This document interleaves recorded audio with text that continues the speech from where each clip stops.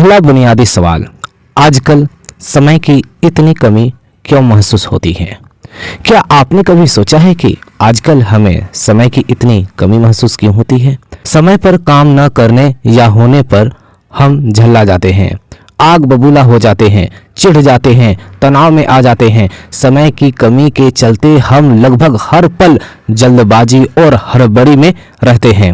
इस चक्कर में हमारा ब्लड प्रेशर बढ़ जाता है, लोगों से हमारे संबंध खराब हो जाते हैं, हमारा मानसिक संतुलन गड़बड़ा जाता है और कई बार तो दुर्घटनाएं भी हो जाती हैं। समय की कमी हमारे जीवन का एक अप्रिय और अनिवार्य हिस्सा बन चुकी है। क्या आपने कभी यह बात सोची है, हमारे पूर्वजों को कभी टाइम मैनेजमेंट की जरूरत नहीं पड़ी, तो फिर हमें क्यों पड़ रही है? क्या हमारे पूर्वजों को दिन में 48 घंटे मिलते थे और हमें केवल 24 घंटे ही मिल रहे हैं? आप भी जानते हैं और मैं भी जानता हूं कि ऐसा नहीं है। हर पीढ़ी को एक दिन में 24 घंटे का समय ही मिलता है, लेकिन 20वीं सदी की शुरुआत से हमारे जीवन में समय कम पड़ने लगा है और यह समस्या दिनों दिन बढ़ती ही जा रही है। बड़ी अजीब बात है, क्योंकि 20वीं सदी की शुरुआत से ही मनुष्य समय बचाने वाले नए नए उपकरण बनाता जा रहा है। 20वीं सदी से पहले कार नहीं थी, मोटरसाइकिल या स्कूटर भी नहीं थे, लेकिन हमारे पूर्वजों को कहीं पहुंचने की जल्दबाजी भी नहीं थी। पहले मिक्सर, फूड प्रोसेसर या माइक्रोवेव नहीं थे, लेकिन गृहिणियां जो घर में काम करने वाली होती हैं, सिल पर मसाला पीसने या चूल्हे पर खाना पकाने में किसी तरह की हड़बड़ी नहीं दिखाती थी। पहले बिजली नहीं थी, लेकिन किसी को रात रात भर जागकर काम करने की जरूरत भी नहीं थी। वास्तव में तब जीवन ज्यादा सरल था, क्योंकि उस समय इंसान की जिंदगी घड़ी के हिसाब से नहीं चलती थी। औद्योगिक युग के बाद फैक्ट्री, ऑफिस और नौकरी का जो दौर शुरू हुआ, उसने मनुष्य को घड़ी का गुलाम बनाकर रख दिया। पहले जीवन सरल था और अब जटिल हो चुका है। यही हमारी समस्या का मूल कारण है। पहले जीवन की रफ्तार धीमी थी, लेकिन अब तेज हो चुकी है।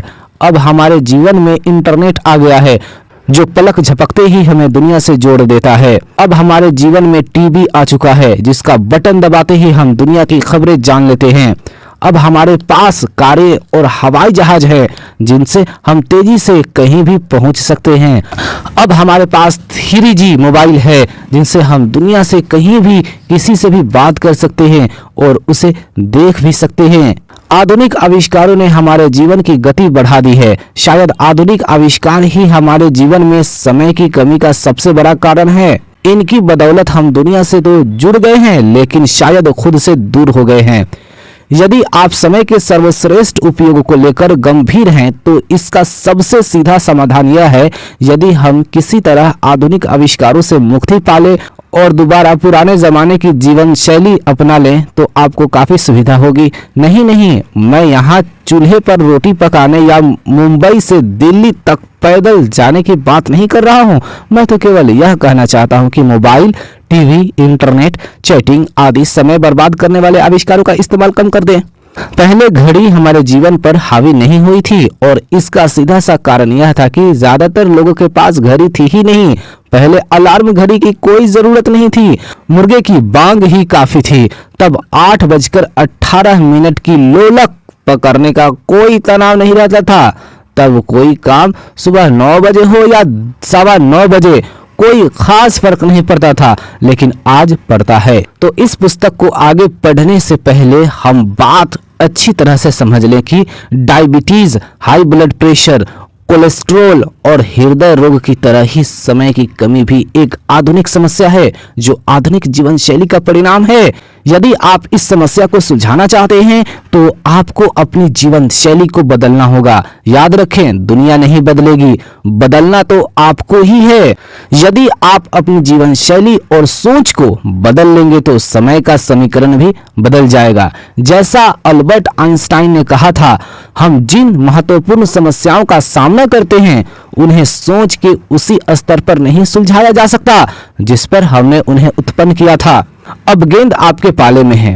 अपनी सोच बदले, जीवन शैली बदले और समय का उचित प्रबंधन करके अपना जीवन बदल लें।